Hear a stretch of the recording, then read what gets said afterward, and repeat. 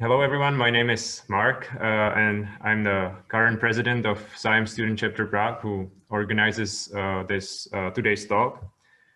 And recently, we started organizing a series of video lectures of SIAM visiting lecturers, and we were very happy and honored that today's speaker, Dr. Simone Bianco, accepted our offer to give a talk at Charles University, a virtual talk. And Simone Bianco is a research staff member in the Department of Industrial and Applied Genomics at the IBM Almaden Research Center, where he leads the cellular engineering lab. He got his bachelor and master degrees in physics at the University of Pisa in Italy, and his PhD in physics from the University of North Texas. His main research interests lie in theoretical evolutionary biology, especially the evolution of RNA viruses and cellular engineering. And today we are going to hear his talk on competition-based therapy for RNA virus infection. So thank you all for joining us. I can see there is a lot of people interested in this talk. We also invited some people from other European SIAM chapters. So if there are any in the audience, you can say hi in the chat, maybe tell us where you are from. And since the audience is quite large, we would like you to write the questions in the chat. And so I will ask the questions on your behalf. And I think that's all. So now, without further ado, Simone Bianco, the floor is yours, or the screen. Thank you, Mark. Thank you for this kind introduction, and I'm very happy to virtually be there. I'm hoping that I'll be able to visit sometime. It would be nice to be able to travel again. But one good thing that is coming out of this lockdown, shelter in place, and is the possibility to spread our science in a way that is a little wider than it used to be. Because, as you know, as you just said, there is the possibility that a lot of people can attend a seminar that probably was going to be behind closed doors. Well, behind closed doors, it was going to be more difficult, let's say. And so hopefully this is something, it teaches us something for the future, and will allow us to, explore maybe hybrid seminar venues. All right, so thank you again. Very happy for the invitation. Today, I'm going to tell you about some work that I've been doing in the last 3 to 4 years with colleagues at UC San Francisco. I'm going to go into the details of the collaboration a little bit later. I have a long talk, so since there is a time constraint, if you could please, Mark, let me know maybe 15 minutes before the hour. I will either skip things and. So I want to say, so as Mark said, I am at the IBM Almaden Research Center. I also lead the Center for Cellular Construction, which is in $24 million, actually $50 million now. We were renewed Center for Science and Technology, funded by the NSF, which aims at understanding, using mathematics, physics, and computer science, understanding biology enough so that we can build biological systems. So this is the outline of my talk. After a short introduction, I'm going to tell you about this special construct called defective interferon particles, which is very important in viral infection. And then I'm going to tell you about the models that we do to describe the relationship between these particles and the wild-type virus. And later I will tell you different scales of interaction between these viruses and how we model them. And I reserved a little bit of time to talk about COVID and the work that my group has been doing in the last few months. I'm currently leading epidemiology for IBM Research, and so we have been engaged in trying to understand this disease from an epidemiological perspective for the last few months. So hopefully I will have time to talk about that. And so since this is again, it's a mix between mathematics, physics, and biology, feel free to just ask questions about jargon, because I may skip important concepts and just make sure that you ask the questions. There's no problem with that. Feel free to find yourself in this virtual environment, just as you were in an actual classroom or event room. All right, so a couple of things about IBM Research. I'm sure you're familiar with IBM. I'm not sure you're familiar with IBM Research. So IBM Research is actually the largest IT research organization in the world. We're about 3,000 scientists in 14 labs around the world, and the investment of IBM is rather large, is as large as the investment that the US government puts in the National Science Foundation, more or less. Sorry, it's very sensitive. I should use the other mouse. My lab is here in Almaden, which is in San Jose, south of San Francisco, in just the bottom part of the Silicon Valley. And the lab was established in the 50s, and the building where I am, which is this beautiful building on top of the hill in Santa Clara, was opened in 1986, just over 30 years ago, almost 35 years ago. And so it's a lab that is most famous for its data science, because it's where the hard disk drive was invented. But in the 30 plus years it has been around, it has been home to a number of discoveries, and in 2014 received the Nobel Prize in Chemistry, W. E. Warner, who is now at Stanford. And there's a number of notable people. It's a very, very stimulating and fun place to work. So if you're ever in California, just ping me, and I'll make sure that I'll get you a tour. All right, so let's talk about this this research. You're probably more familiar now with RNA viruses that you would want to, given the global situation. RNA viruses are very common human pathogens, and so SARS, for example, and SARS-CoV-2 are RNA viruses. So though they are special, the coronaviruses, and I'll talk very briefly about that in a second. But they are very common: influenza, polio, dengue, to some extent HIV, which is a retrovirus, are RNA-based viruses. And they're characterized by a number of interesting properties. First of all, they're very small, of the order of 10,000 bases. And again, coronaviruses are special. They are the longest in the family of RNA viruses. They are about 30,000 bases. They have very high mutation rates. And if you look at the cartoon here to the right, the mutation rate is usually, it usually goes as the inverse of the length of the genome. And this is, again, different for coronaviruses, because coronaviruses have a mechanism that allows them to correct errors.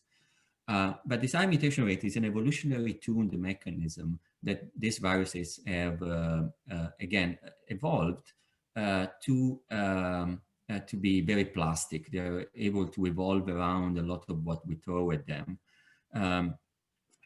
Most of these mutations, the mutations that they accumulate, cause fitness defects, and this means that they're not very robust. So this is a let's say a bug, but also a feature of the virus system. It's a bug because, of course, you accumulate a lot of deleterious mutations, and so you're less and less capable of adapting. But on the other hand, you're basically shedding away your relatives, let's say, that are less fit, and just keeping the most fit population. And this, coupled with large populations, make the viruses actually very prone to adaptation. They are capable of adapting to different environments because they basically focus everything on this small cohort of viruses that harbor beneficial mutations, and expand that population. An interesting concept, mathematical concept that goes together with this features is the concept of a quasi-species. The quasi-species is a swarm of genetically related variants, virus variants in this case. Sorry, there's a window that just opened. That is evolved by by rapidly mutating organisms, in this case viruses. And this concept was introduced by Manfred Eigen in the 70s, and it's the funny thing, which is that Manfred Eigen won the Nobel Prize in Chemistry in the late 60s, I think 68 or 69, and then in 1971 he wrote this paper on quasi-species. He was thinking about the origin of life, so self-replicating organisms. And this paper, which is, after his major achievement, which is the Nobel Prize, which one could consider the top achievement on a scientific field, this paper on quasi-species is basically the cornerstone of theoretical evolutionary biology, one of the cornerstones of theoretical evolutionary biology. So, all these good things combined in a single person is just amazing. And so I encourage you to go in and look at the first papers by Eigen and Eigen and Schuster, which are very interesting.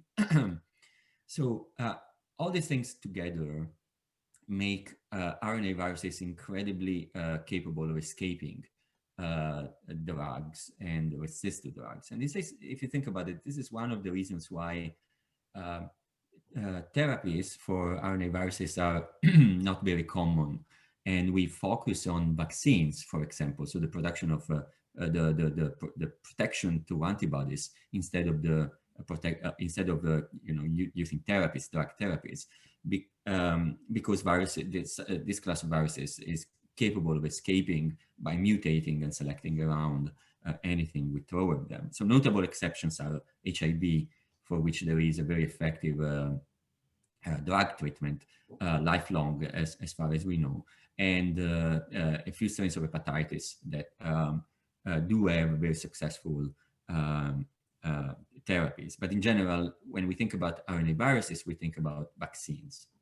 So just to give you an idea, if you look here at to the right, if you do a back of the envelope calculation, what is the potential to understand what is the potential of these viruses to evolve around our therapy? Let's assume that the mutation rate for HIV is 3 times 5 per base per replication cycle, and the length of HIV is around, of the HIV genome is around 10 to the 4 nucleotides. The average HIV infection is capable of producing about 10 to the 9 genomes per day. And so just a simple calculation of the probability that a single one of those genomes would be resistant is just, the probability of one base to cause resistance times the probability of all the other bases not to cause resistance when doing mutation is 2.2 10 to the minus 5. And so if we multiply these two numbers together, then really the average number of resistant genomes that we could get per day is over 20,000, which is an enormous amount considering that an HIV infection is caused by very few viral particles. So, so this should give you an idea of how adaptable, how evolvable these viruses are around anything we throw at them. And so the aim of this work is to try to understand if we can rationally design and engineer antivirals that are specific for specific RNA viruses, and to design a general strategy for these antivirals to be produced. And so we are going to focus on what are called defective interferon particles as a mean to engineer antiviruses. Let me introduce them. Defective particles are viral particles that are generated during replication. So imagine a virus, as a string of, in a code, for example, a string of letters. And while this string is replicating, think about the cellular automaton of von Neumann, something happens. So that is beyond, let's say, the single mutation error. So the virus loses a part of its genome, and but still replicates. And so this causes what is called a defective particle. A defective particle is a viral particle that doesn't have a structural element. For example, it's lacking the envelope that keeps the virus, that allows the virus to enter, for example. it does contain part of the wild type viral genome, but by itself is not capable of infecting. It may reproduce because it may have the reproduction machinery to reproduce, but it's lacking elements that allow it to carry out an infection in a successful way. For example, it's lacking the capsid. What has been shown by Wang and Baltimore in the 70s is that these particles can interfere with the wild type virus while it's replicating. So imagine you have an infection with a virus, let's say influenza or polio, and then you have the creation, the generation of these defective particles. The fact that these two species are coexisting in the same cell and they are competing for the same resources and competing for the same genetic elements introduces an interference. And so it has been hypothesized that this interference is potentially reducing the wild type load in during viral infection, therefore having a therapeutic effect. And so the aim of our work is, can we rationally engineer using, again, I'm going to show you mathematically how can we rationally engineer defective particles for specific diseases to have maximum therapeutic effect, and can we explore can we obtain a general set of methods that would allow us to do the same, to design antivirals for any virus. So defective viruses have been observed for several virus species. This is just a non-extensive list: influenza, dengue, the virus hepatitis, Ebola, and in some cases they are coexisting. So there is an evolutionary element there that is incredibly interesting. But in some cases, they're just hindering the wild type, so they're reducing the infection. What we are going to focus on for this talk, which is what we've been working on, is poliovirus. Poliovirus is, you're probably familiar with it, it's an RNA virus of the enterovirus family. It has all the features of RNA viruses: high mutation rate, high capability of escaping selection pressure. And as you probably know, poliovirus is not a very common disease. Today it exists mostly as a vaccine-derived recombinant disease, meaning that it actually comes from a recombination of the polio strain that we have injected when we are vaccinated, and a co-occurring infection of another enterovirus, for example, enterovirus 68 or a Coxsackie virus. So I actually want to report that this year, my colleague Raul Andino, who is a co-worker on this, has published a second-generation poliovirus that doesn't have recombination and is a stepping, it's now an incredible step ahead in the polio eradication campaign, which derives, and what he has done derives directly on the work that we have done together. Now, for polio, defective particles are rarely observed in vivo. The mechanism of interference is unknown, so we have tried a lot of different ways. I'm going to show you just one for the sake of time. But the good thing is that since we have a vaccine that is, let's say, very, it's highly effective, poliovirus is really a good model system for all other enteroviruses. Enteroviruses are an important class of viruses. So enterovirus 68 and 71 are polio-like viruses for which there is no vaccine. The polio vaccine doesn't work for them, and they cause paralysis. And the number of cases, we don't really know, because with COVID we're not interested in anything else right now.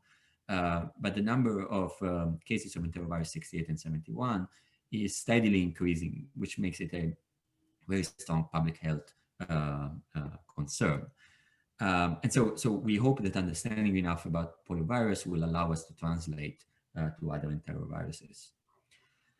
All right, so again, what we want to do in the next, what I'm going to show you in the next few slides is how do we get to understand enough about this system to be able to design particles with therapeutic potential, and I'm going to focus on polio. Now, an important fact that I want to tell you is that we actually are able to engineer poliovirus defective particles in the lab. And so think about the genome as a collection of segments, right? Each of these segments, which is a gene or it could be more than one gene, encodes for a function.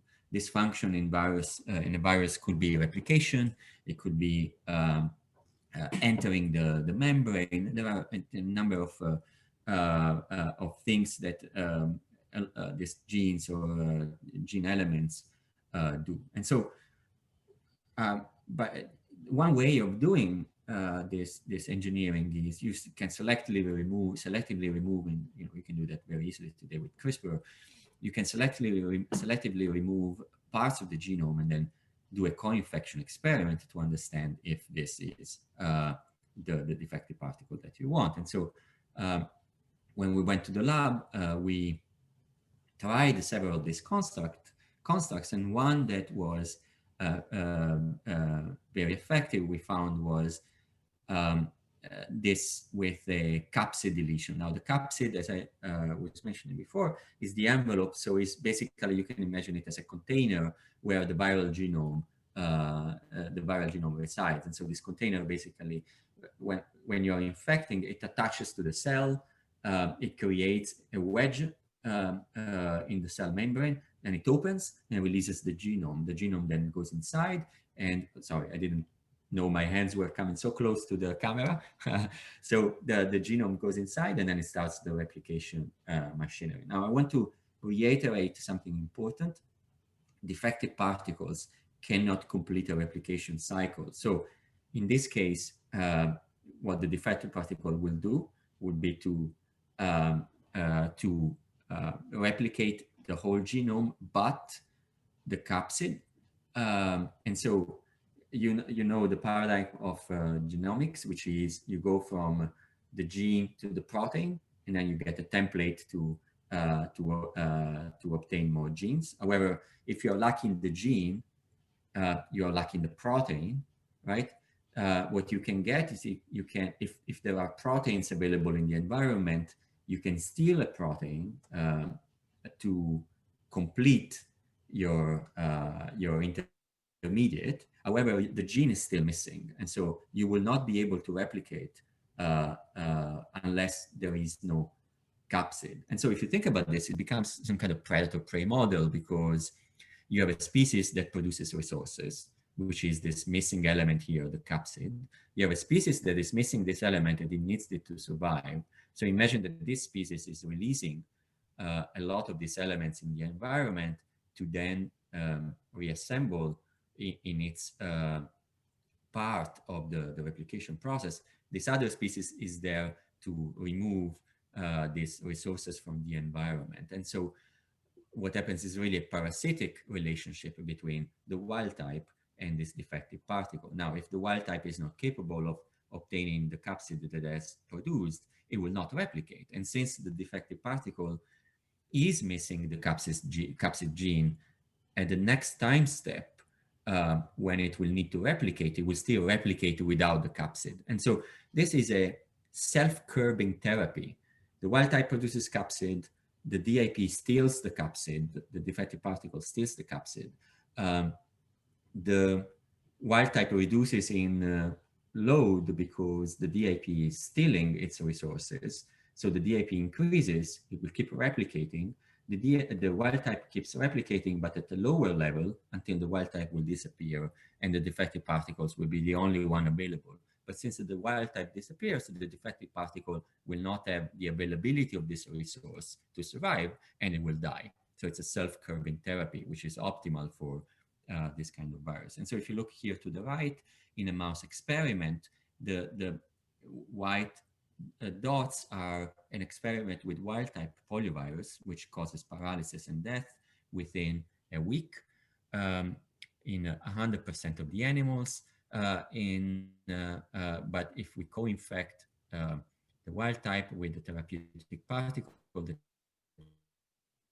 we have engineered, Now, what we want to do is to try and understand this from a mathematical perspective using modeling, and then try to understand what are the conditions that make this competition optimal for the therapeutic particle, so that we can optimize its design. Now, I'm not going to show what we have done before this point, which was to try a bunch of different models with different deletions. So we deleted the replication, we deleted the capsid, we deleted other things. We did model selection basically, and in parallel with the experiments, and also from a modeling perspective, we settled on the capsid. I'm just going to go directly with the model that we have. Yes, Mark. I have a question. So Please. if I understand correctly, the DI particles are not harmful at all, or like? They are transiently. So when the defective particle acquires the capsid, it becomes a fully infectious particle. So for one time step, which is one replication cycle, that particle will be harmful. However, at the next cycle, it will go back to, it will basically die unless there is wild type. And so if the defective particle does not have the availability of resources, is not harmful by itself to the animal. Okay. Animals survive 100% with the injection of these defective particles. Okay. Does that answer your question? All right, very good. All right, so the modeling strategy, that we are going to follow is multi-level and multi-scale as the viral infection process is. So viral infection starts inside the cell with intracellular replication. Then, of course, it spreads to the tissue with cell-to-cell and then organ-to-organ replication.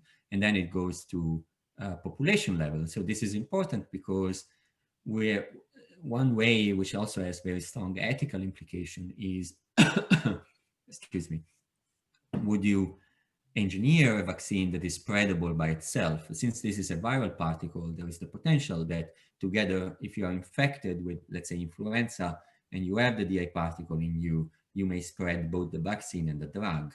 And so there's a lot there that needs to be understood in terms of not only the transmission, but also the ethical consequences of this.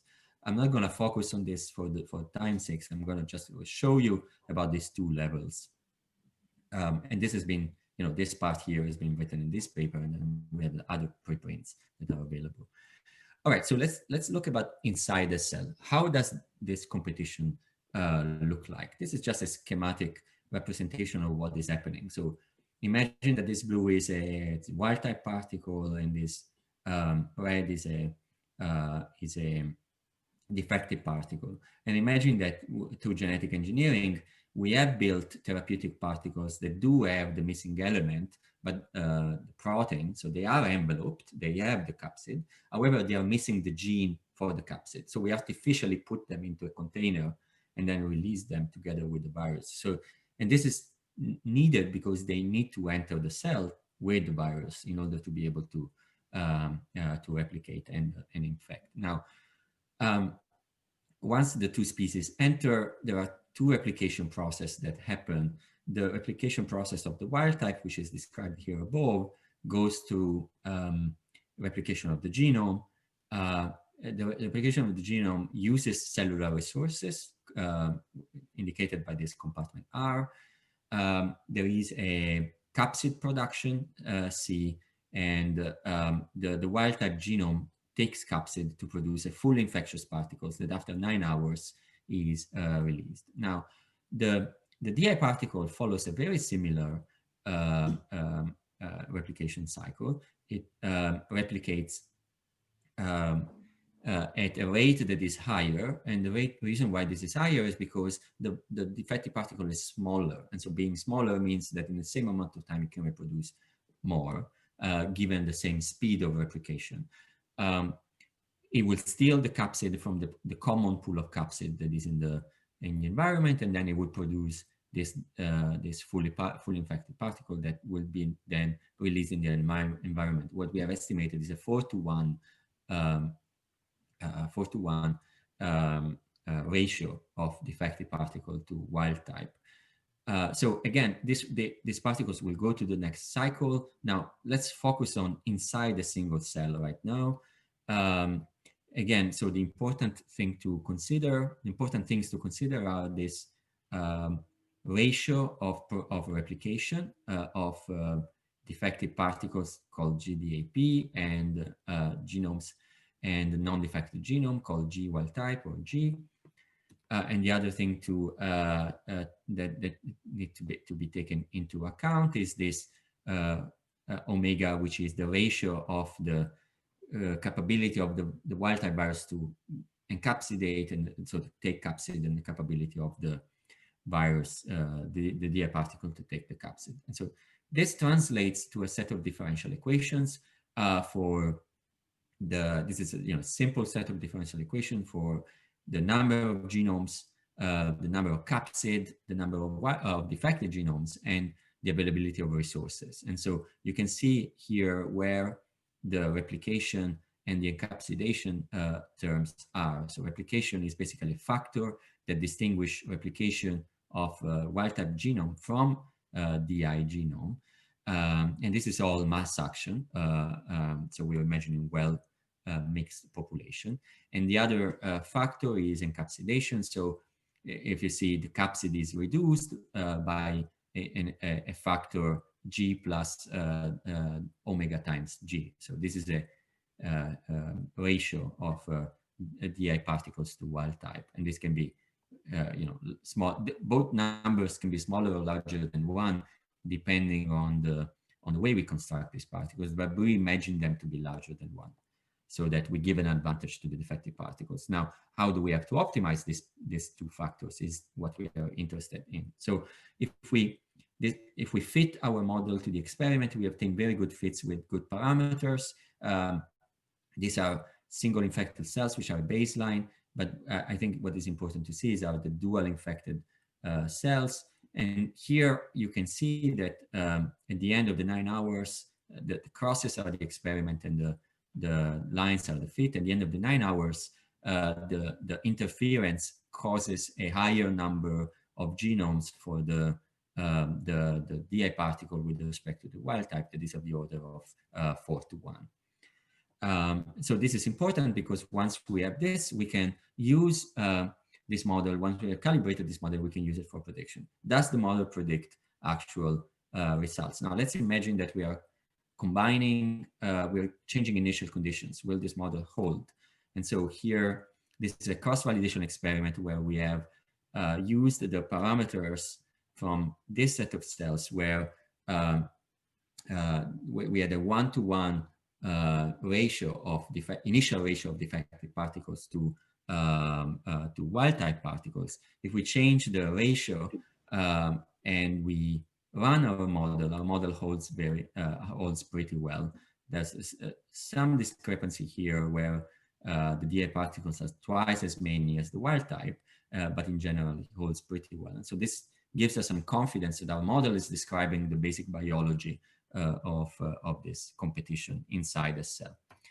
Now, in order to understand how we need to tune these parameters, all the parameters, to achieve maximal interference between the DI and the wild type, we do two things. The first is we run a sensitivity analysis on the parameters, and of course, as you can imagine, in some sense by construct, we identify that both the replication ratio and the encapsulation ratio are incredibly important as a descriptor of the number of wild type particles at the end. So changing P and omega results in the largest change in the final outcome of the infection. How does that turn out? You can see it on the right in this heat map where we have P and omega on respectively X and Y, and this is where our experimental therapeutic particle is. And so we can see that the effect of P is stronger than the effect in omega. And so what this gives us is really a set of design principles in order to obtain a larger effect for the defective particle to be interfering. We need to increase the replication ratio. And there's not much of effect in terms of encapsulation, only in this area, but it's not incredibly important. This is exactly what we did. Let me skip this because it's not very important. We built in the lab a number of variants of this defective particle in different regions, and we did the competition with the wild-type virus. All these variants are expected to have specific values of P, and what we obtain is a good agreement between what is expected from the experiment, which is what you see on the left, and what is predicted by the theory, which is what you see on the right. So definitely what we observe is that our model is predictive of the effect of the design, so the various designs of a therapeutic particle for polio. And so we can actually use this intracell for our design. If we ever discover, for example, a specific variant that is a specific value of this ratio, then we can absolutely predict what the final outcome of the competition experiment is going to be. Now I'm going to move to intercellular competition. I think I have about 25 minutes, so I'm going to go very quickly on this because I want to show some results in the tissue and something on COVID. So let's move from the single cell to a multi-cell. Now I'm going to use what is called susceptible infected recover-like model, which you're probably familiar now with all the epidemiology models that are around. It's again a compartmental model where we have susceptible infected cells. And I'm explicitly going to model the number of viral particles for both wild type and defective particles. And the dynamic is as you would expect. So there are all these viruses in the environment. They infect a cell. They can infect either one by themselves, the cell, and in this case, only the wild type will reproduce. If the DI particle infects a cell by itself, it will stop, as I told you before. It's a self-curbing therapy. The important thing is where these particles, when these particles co-infect, and so that's where the competition happens. And so we model a number of interesting dynamic conditions, competition, and interactions. And I'm just going to go to the again here. You can write in a kind of straightforward way a set of ordinary differential equations, and you can use the set of ordinary differential equations to run a sensitivity analysis. And what we find is that really the fact that what is driving the intercellular competition is the intracellular competition. So whenever we have DI particles and wild type particles co-infect a cell, that competition process is driving or will drive the intercellular competition. And this creates a nice bridge between these two levels of investigation. And so if we do the same thing as we were doing before, and we take to the two most important parameters, which is the production of wild type virus and the production of DIP viruses in dual infected cells, then we see that there is a very nice phase separation between where the DIP particle is effective, which is in the blue area, and where the DI particle is not effective, which is in the red area. And this is where our experiment is. And so again, here we do have a nice agreement with the experiments in terms of design. We can increase DIP production by increasing this P ratio that I introduced before, and therefore all agrees in this large scale. And so one may wonder, is this system stable? Is the DIP wild type system stable? And so in order to assess this, since this system is 6-dimensional, there's no analytic solution. We try to assess dynamic stability by using what is called an invasibility analysis. So we we start with an equilibrium point where the DI particle is not there. And then we introduce a little bit of the DI particle, and we try to understand if the new steady state that is created is stable or unstable, and if we will expand or contract. And we do this in terms of analysis of the basic characteristic polynomial. So we do a linearization just like you would do in linear stability analysis. Excuse me. And what we observe is that there is, again, in terms of the same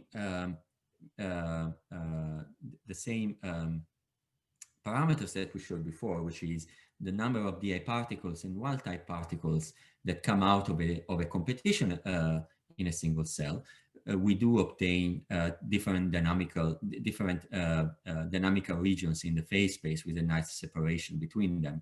And so here we have asymptotic stability of the defective particles, while here we have extinction. So the wild type wins here. And so this all describes everything we see in the experiments.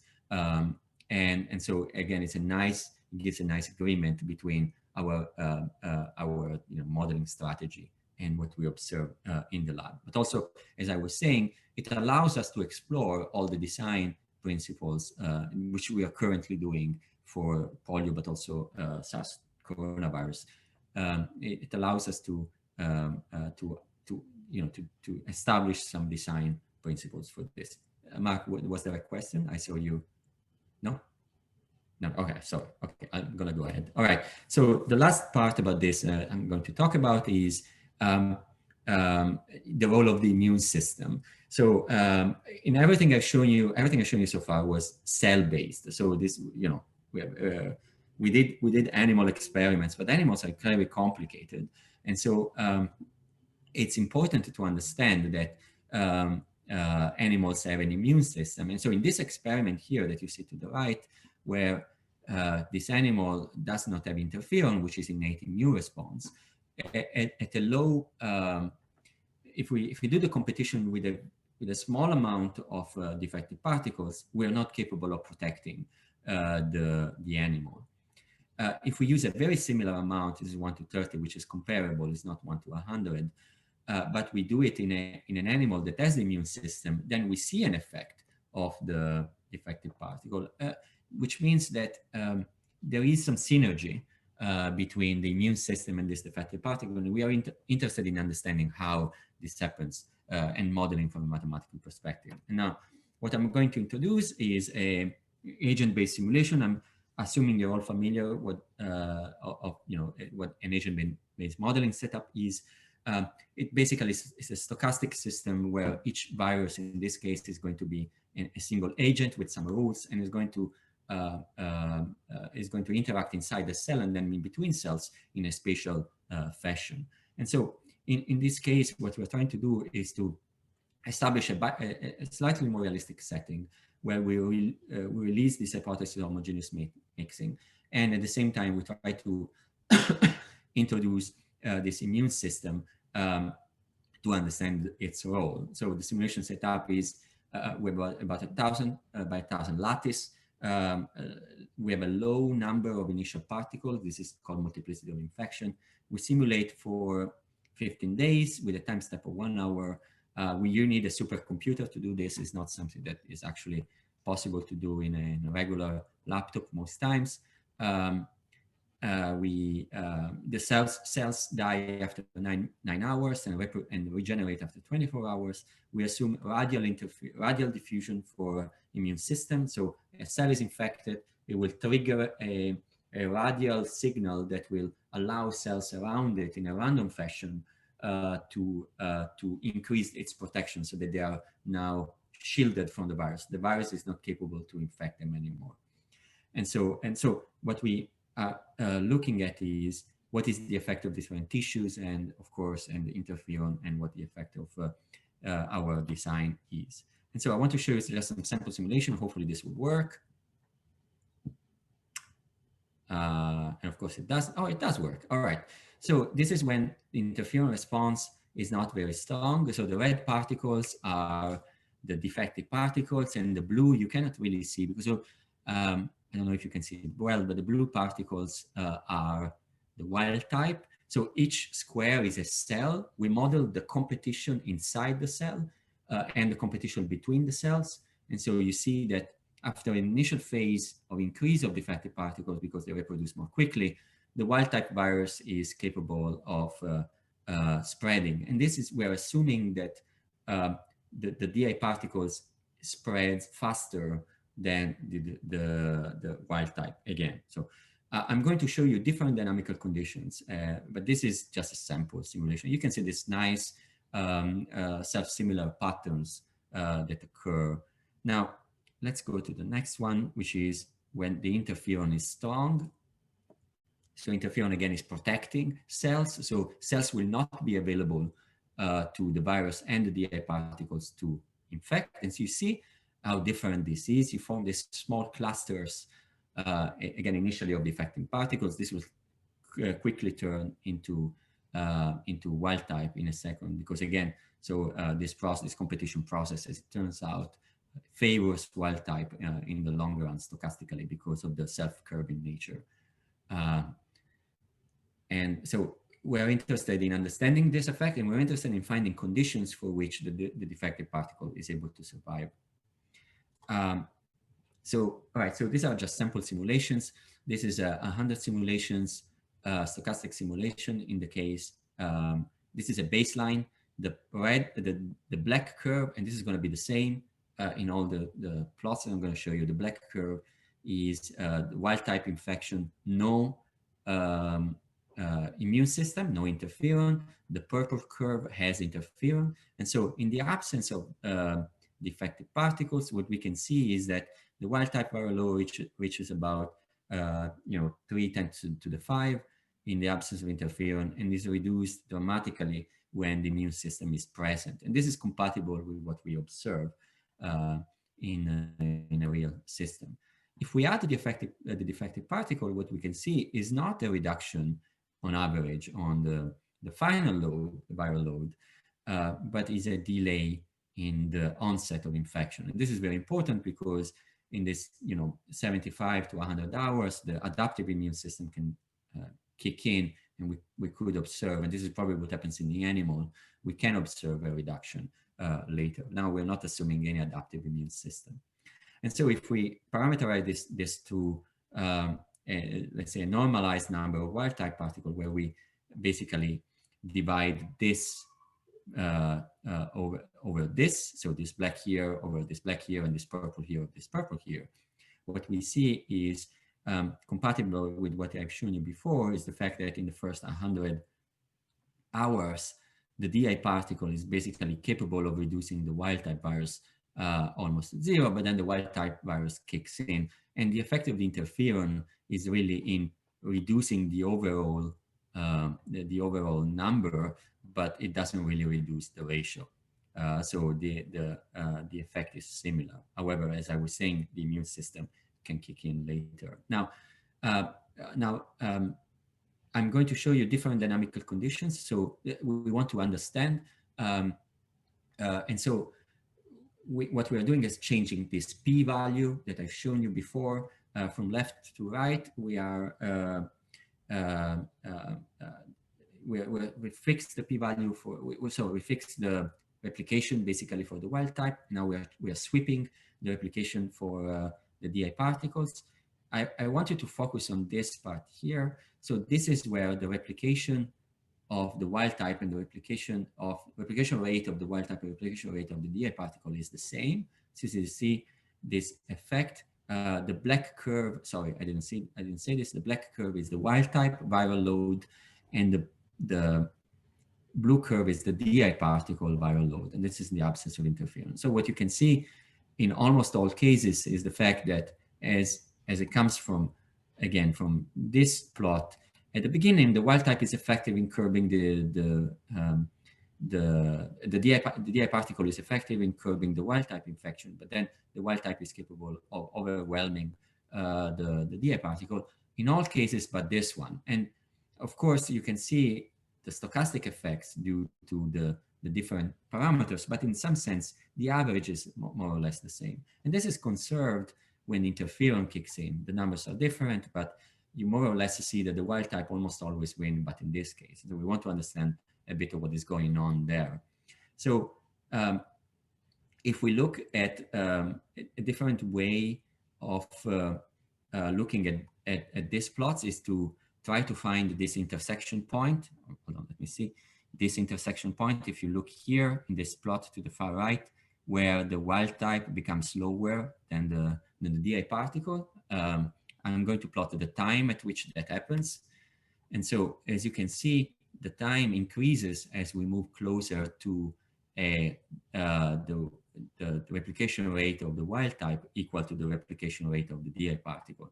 And so we have a critical point here that shows some kind of critical slowing down, which is typical of what is called a percolation process. And so we're going to, so you can see it a little bit better here. In the case of no interferon, when the wild type, if we change the replication fitness, so essentially we change this P parameter for DI and wild type, we see that when the two parameters are identical, we see this is maxed out at 500, but it actually goes further. And so we want to understand this process here. Also, if we move closer to this point, there's a critical slowing down in both cases of interferon and no interferon. And so let's look at dynamically what is happening. This is still work in progress. This is below the critical point. We see that similar as we were seeing before, let me run it again. The DI particle starts strong, but then it basically, the wild type kicks in. Come on, just replay. Okay, let me go back and forward 1 second again. Let me see. Don't crash on me. All right, so as we were seeing before, we see this nice ring fashion, but that's basically it. Now, below the critical point means that the DI particle reproduces more slowly. The wild type is more efficient. This is, of course, it's nothing for the wild type. It basically takes over. Now, above the critical point, let's see what happens here.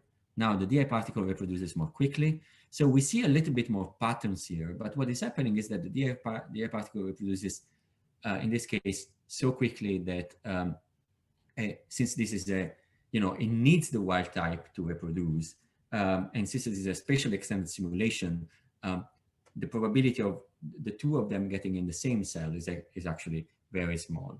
Now, at the critical point, something interesting happens. We see that the DI particle spreads. Now, we see this nice, again, wave-like patterns that occurs. But what I think is interesting is that there's a small cluster of defective particle that is maintained. It basically keeps this therapy alive. Now, the wild type is still more abundant than the DI particle. However, the fact that there is this coexistence allows us to explore the dynamic conditions to maintain the population, the DI particle population, at a higher level. And so we're going to explore that in the next few months to try and understand. But this is typical of a percolation process. You create this giant cluster where a signal is capable of transitioning from one side to the other. However, this is a two-species percolation process which has been studied much less than the single-species percolation process. And so, all right, let me stop here. Let me take a breath for a second, and I'm going to talk for a few minutes about SARS-CoV-2, and then I can stop, and hopefully you can stay for a couple of additional minutes for questions. Is that okay, Mark? That's okay. All right. So, okay, SARS-CoV-2 SARS-CoV-2 is a positive sense single-stranded RNA virus like polio. It's very long. As I was saying, its mutation rate is lower than other viruses. And it has an exonuclease that allows it to correct errors. It's a respiratory virus, as we know. Its most serious effects are induced by a lower respiratory tract infection. So it starts upper and then it goes down. There's been evidence of asymptomatic and pre-symptomatic transmission. You probably know all this. So the animal reservoir is a bat. There's more than one strain circulating. It's a very infectious virus, high transmission with significant mortality. Now, I'm sure you have seen plenty of mathematical models to describe. Epidemiology is a very serious science. And so a lot of these mathematical models don't capture really the biological spread of SARS. And even very reputable sources in other fields like chemistry, there's been notably a Nobel Prize winning chemist in Stanford who built his own model. He built what is called an SIAM model. It didn't include asymptomatic transmissions. Of course, it was very wrong, and it turns out it was extremely wrong, especially in the prediction of a second wave. This is a simple mathematical model that takes into account the fact that there is asymptomatic transmission and pre-symptomatic transmission. So if you follow the phase diagram, sorry, the flow diagram here, people are susceptible, they become asymptomatic infected and they can recover, so they don't even know that they have the virus. They become asymptomatic, but then they develop symptoms, and this parameter alpha, which is the transition between C and I, the transition rate between C and I, is this incidence that you see reported every day for every country. So incidence is not this and it's not this, but it's actually this, is the emergence of symptoms. Now, once you're here, you may or may not develop stronger symptoms and therefore become hospitalized. You can recover, and then you could even die. So this is a very simple set of differential equations that describe this model. What I want to show you is just the blind assumptions that we do when we model to try to predict these viruses may be very wrong. And so the geography in particular is an extremely complicated factor in prediction. Let's imagine that we are considering California, for example, and this is the actual, if you look at the blue curve here, is the number of cases for the state of California aggregate. So, and this is from the first infection, which was around late February, early March. And so you can see this pattern here, increase, and then flatten of the curve. California was very effective in flattening the curve and then down. Now, if you use this and to do your predictions, assuming that California is a single node, so you're basically assuming that everybody in California is well mixed, which is the assumption that this model does here in the mass action terms, right? So S times I, S times A, these are chemical equations where the species S and I are basically well mixed. Assuming this it's a very strong assumption, right? So California is by no means really a well-mixed state, and especially if we divide the incidence by county, now you see that in many cases infection is driven by a single spot. So here this red county is nowhere to be seen. It's mostly these two green counties and this purple. At some point the infection is really driven by this green one here and the purple here, but the red starts increasing and so forth. So predictions, what we want to understand is what is the relationship between predicting at the state level and predicting at the county level. So what is the effect of going really hyperlocal versus state? And so I'm just going to show you some results, and this is in a paper that we just sent to the Lancet. It's on the Med archive. So please, if you're interested, go and look at the details on this. Just look for my name on Med archive. Now, here on the left, what I'm showing you is we are imagining that we are modeling the disease at the state level, and which is this red curve, and the green and the blue curve are modeling at finer grain level. So the blue is county clusters, which is aggregations of different counties, and the green is single counties. Then we have aggregated this to the state level, and we have used that for prediction. So again, so we're using that the same model to do prediction at the state level, and then we're doing prediction at county, and then summing them up to the state. And now trying to understand 1 to 4 weeks in the future, which of the two cases is more accurate. The reason for this is that most models that you see around, they look at a single state, in this case, the US state, but a single large entity, let's say geographic entity, to do predictions. These predictions then are used by stakeholders like hospitals and governments to allocate resources. So what you see here is what is called mean average percentage error, which is an accuracy, measure of accuracy. What you see here is that if we use the model to predict at the state level, we are off by a factor of 30%, by about 30%. If we instead use the county cluster level and we aggregate, we are about 30% lower in our prediction error. And the same is true for deaths. So while this agrees more or less 1 or 2 weeks ahead, if we go 3 to 4 weeks ahead, we're off by a factor of 10% more or less. Now, this is even more striking, which is what stakeholders do, is if you want to use the state level predictions to predict how the disease will go into a county. For example, you use California predictions to try to infer what is going to happen in San Francisco or San Jose. And so what you see here is, again, it's with the same color schema. If you use the states to predict counties, you have a 200% error. So you can be as incorrect as twice as incorrect in prediction, but this is dramatically reduced when you use counties. It's actually you do very, very well when you go at the county level, and the same is true for deaths. And so this is reflected in the estimation of the parameters. This is the transmission rate, but I think what is important for the general public is this reproductive number R naught. Just look at the green curve. So if you go at the state level, the prediction gives you an R naught of about 6, which is insane. It's too high. So this is the maximum. And if you go instead of the county level, you get to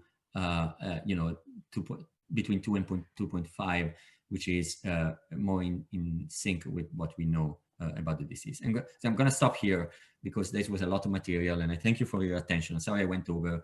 I want to acknowledge the people that did most of this work. I'm just taking credit for them. This Elsa and Sarah are my postdocs, and the group of Raul Andino, the excellent group of Raul Andino at UCSF, and of course funding by DARPA. I don't have a conclusion slide because it was so much. I'm hoping that, but I'm happy to recap if you want. All right, thank you very much for your attention. Thank you very much for a very interesting talk. And now there's space for your questions. So if you want to ask something, just write it in the chat, or maybe you can even ask yourself, I don't know. Yeah, you can unmute yourself, it's okay. Yeah. Feel free. Christoph, do you want to unmute yourself, or should I? So Christoph asks, why are vaccines more resistant to mutation than drugs? Oh, what? So why are viruses? Yeah, Christoph will unmute himself. So. No, but I think I understand. So yeah.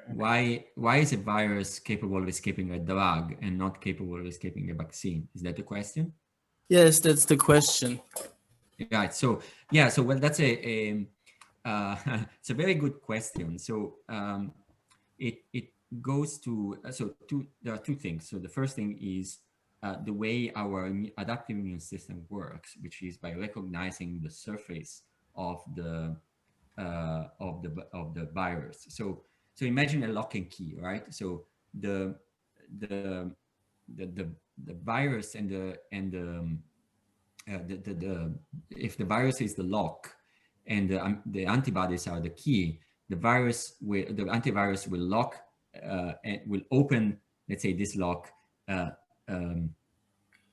all the time until you change the lock, right? Or you change significantly the lock. This is a very robust method because the surface of the virus is a region that doesn't change very much. So it's essential for the virus to be able to enter a cell, and therefore the virus cannot really change it without a strong penalty. And this goes in our favor. Hold on, Christoph, one second. Let me finish. And I'll tell you why this is important. So since this doesn't change very much, then our immune system uses it for now. This does not mean that this region does not change at all. And in fact, we could have. Sometimes you have to have a vaccine, influenza, every year, because the surface changes so much that your antibodies don't recognize anymore the virus. Now, let's see what happens with drugs. Drugs don't work on the virus itself. They usually try to shut down specific pathways in the cells that the viruses use to replicate. Now, this is less efficient because the virus we know that viruses are capable of using multiple pathways to replicate, and therefore mutations allow these transitions that make them more adaptable. Also, these mutations occur in regions of the genome that are much less important, let's say, for the virus. And so they can mutate much more quickly with less penalty. And it basically gives them a larger, if you think about a game theoretical system, it gives them a much broader set of strategies to invade. Now, sorry, go ahead, Christoph. Yeah, so I'm just okay. I'm just saying this is kind of interesting because this lock and key analogy that you brought is of course the same that is given for enzymes, and these are the things that drugs block. And of course, if you were to mutate whatever, some reverse transcriptase or something like that, you would probably you would essentially have very similar constraints, right? So I mean, I'm buying this multiple pathway thing. If it's really okay, that sounds more. I mean, this is at least obviously true. The other stuff is probably right, very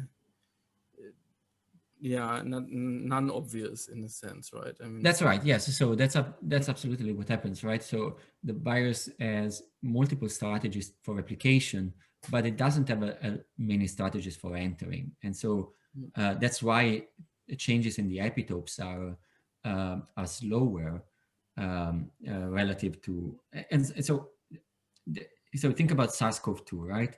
So there's a vaccine now, but think about the reinfection. So if I am infected with SARS now, there's a 7 to 9 months, more or less, period for which I'm protected. The antibody level is high. Then there are two things that happen. The antibody level starts declining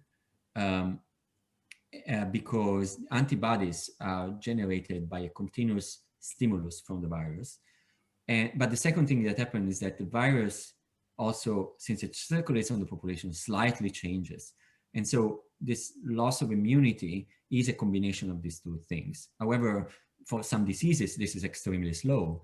And so we just don't know. We don't know yet for SARS, for example, if it's going to be, measles, for example, which has a much slower, so potentially lifelong immunity from having the disease or the vaccine, or influenza, which is, assortment basically generates a new virus every year, a new set of epitopes, a new, surface, and therefore you need a new, or you need to, to have a new vaccine every year. Does that answer your question? More or less, I guess. And right. Okay. Feel free to reach out in case I can give you some references. More questions? Are there any other questions? If not, I have a few more. Haha. I would also ask one. But okay, go ahead. Sure. So I mean, one thing I'm wondering is somehow it seems like, at least for this strategy to work, your cells have to be infected with a defective virus first, Yes. right? So this is if it's supposed to work well, right? I guess that there should be some sort of accessible cells which Yes. have to be which have to be reached by the defective virus before they get reached by the actual virus. So this sort of accessibility is probably quite important for Yes. the That's a great question. So,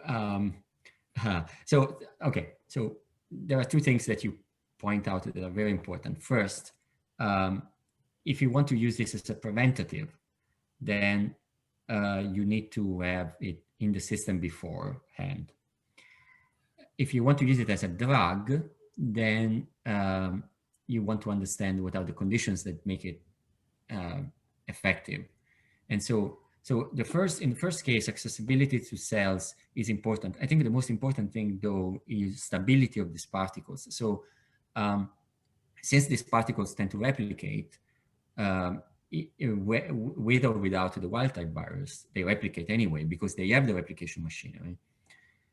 Then the expectation is that if you infect somebody before they have the disease, the expectation is that by the time, if you wait too long before the disease is introduced in the system, these particles will not be there anymore. And so one part of our research, experimental research, is can you package these particles so that they are stable enough, they're dormant, let's say, and so when they're getting contact with the wild type virus, in some sense, they activate themselves. And so we're still a bit away from that. Now, from the point of view of the antivirus, though, so this is something you will do after you have an infection. The point of entry is very important.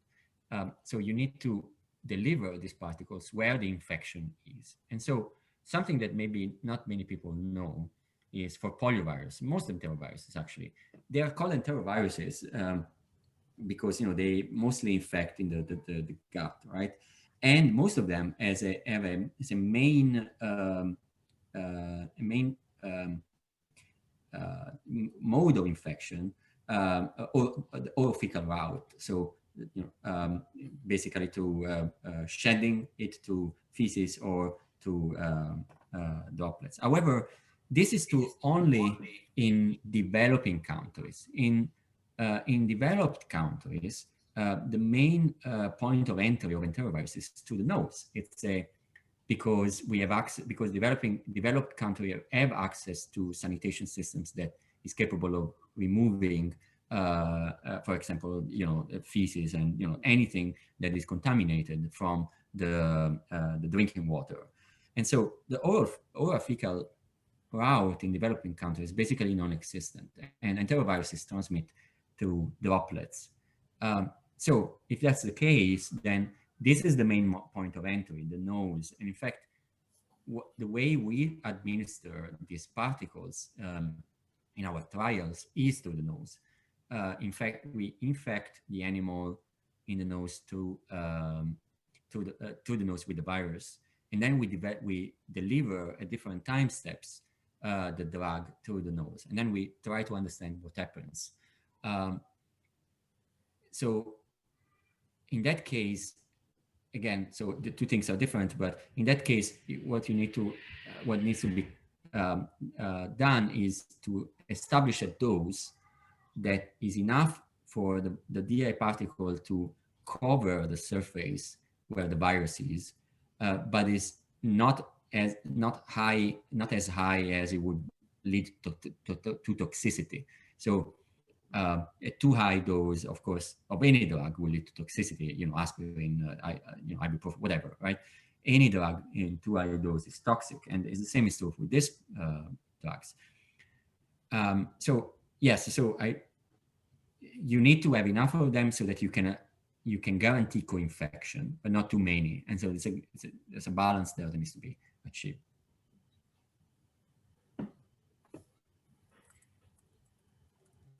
More questions? Okay. Yeah, can I ask one? Sure. You mentioned that model for the COVID, which was consisting of this 7, I think, ODE system of 7 ODE. So is it considered like to be basically some standard, or is it something which you invented? Because somehow this first simplest model consists of 3 equations, yes, but here, so, or can you comment about what are basically the components which you consider? Briefly. Yeah, that's a very good question. So I think when you one more related to this, how difficult is to please. basically fix these coefficients? Yes, because if you have the system. Yes. Yeah. So it's also very good question. Okay, so let me answer the first. Let me answer your former question first. So this is not a standard model. Okay, so when you think about a new disease, any new disease, what you want is the minimal model that captures the biology of the disease, right? And so at minimum, any model of infectious disease is going to have a susceptible compartment, S, and an infectious compartment, I, right? This is really the basics. However, it's very likely that a model like this is under parameterized. So it doesn't have all the biology that a disease like SARS-CoV-2, for example, has. And so if you think about the early reports of asymptomatic transmission and reports of recovery, it was clear, at least to us, that a model for the most basic mathematical models for SARS-CoV-2 would have had an S compartment, an A compartment for asymptomatic, an I compartment for symptomatic, and an R compartment for recovered, right? Now, this is, in my mind, the minimum model that would be able to describe effectively the disease and do predictions. So what I mean by that is that even if you fit your parameters to your data, a model that is lacking these components will probably give you poor estimates of subsequent peaks, for example, second waves, and the timing and the size of those will be off. And this is clear from a lot of analysis. And I wrote a paper that is available on medRxiv where I showed that at the bare minimum, a model for SARS-CoV-2 needs to have the asymptomatic route. Now, this model here, so how do you actually build a model like this? Well, you do it when either you have additional biological insight, for example, pre-symptomatic, the C compartment, or you have data, right? So having data allows you to add compartments where you can fit. For example, if you have data about hospitalization, which is what we had, then you could include hospitalization and death. You could include compartments like W and D, and this inclusion would probably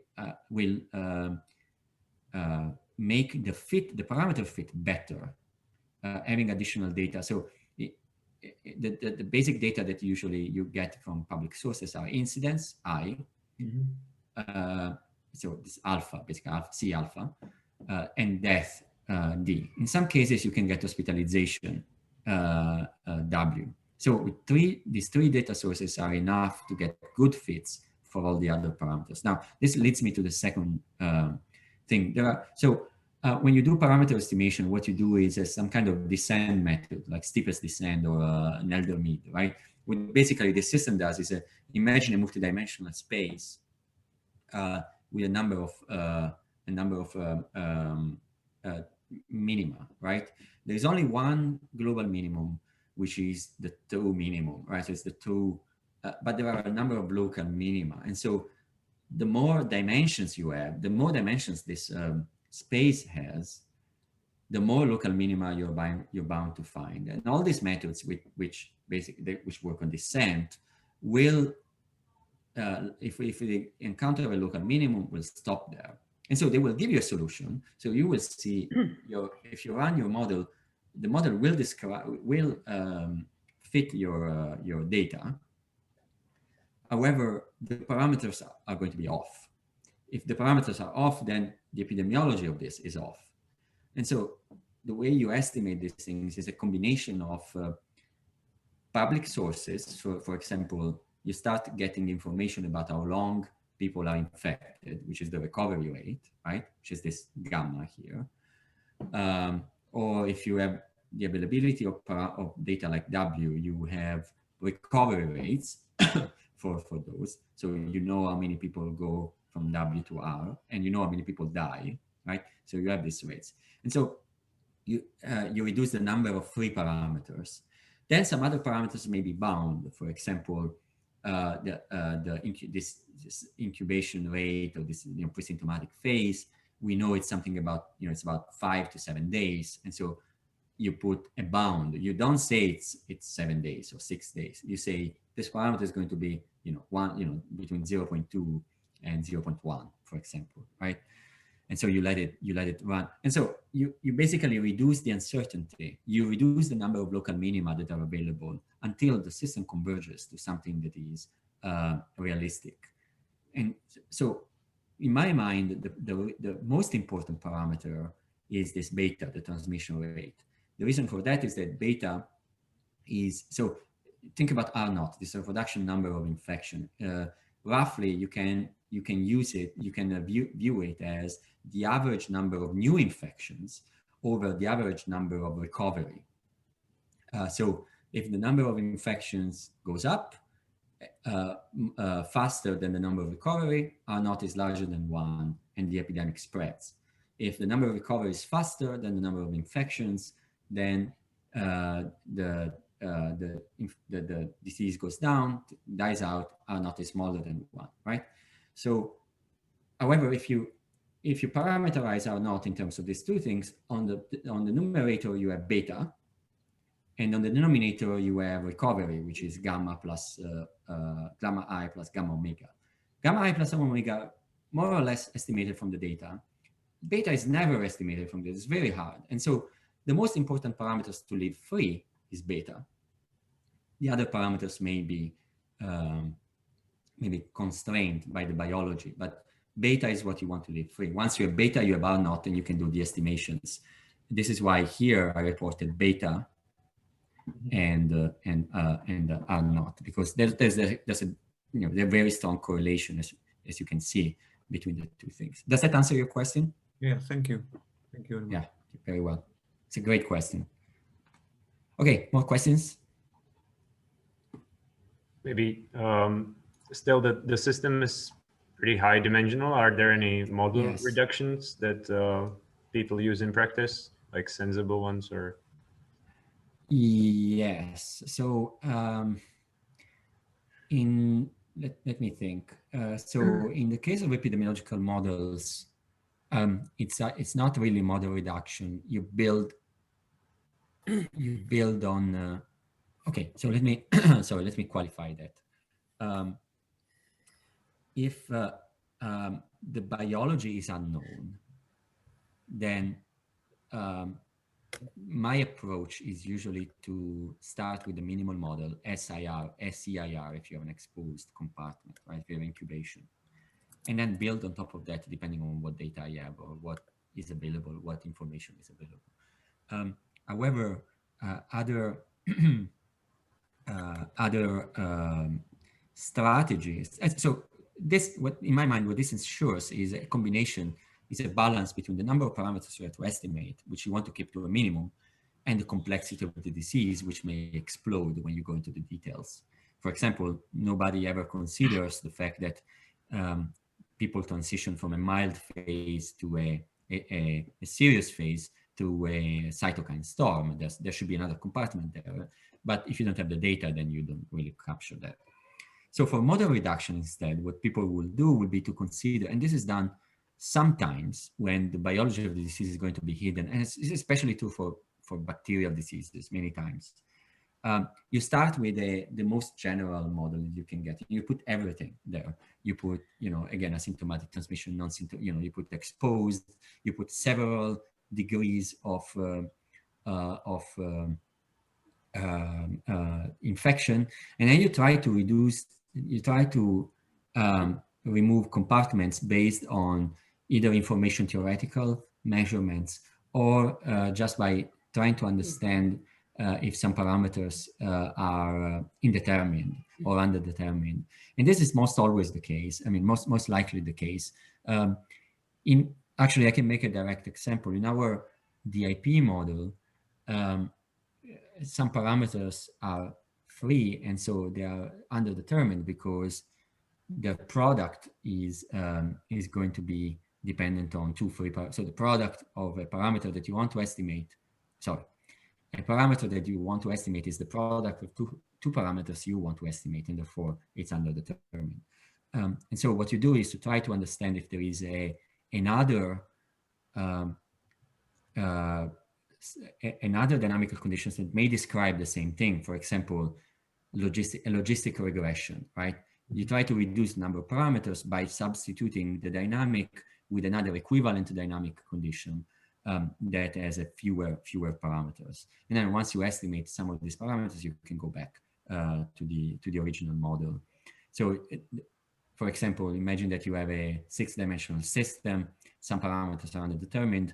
You substituted the dynamic of those parameters with a logistic model that has fewer. For example, it has 1 parameter instead of 3. And so you use that to do the model estimation. Then you use the parameters that you have estimated as priors to estimate the full model. And so you reduce the variability in the underdetermined parameter to do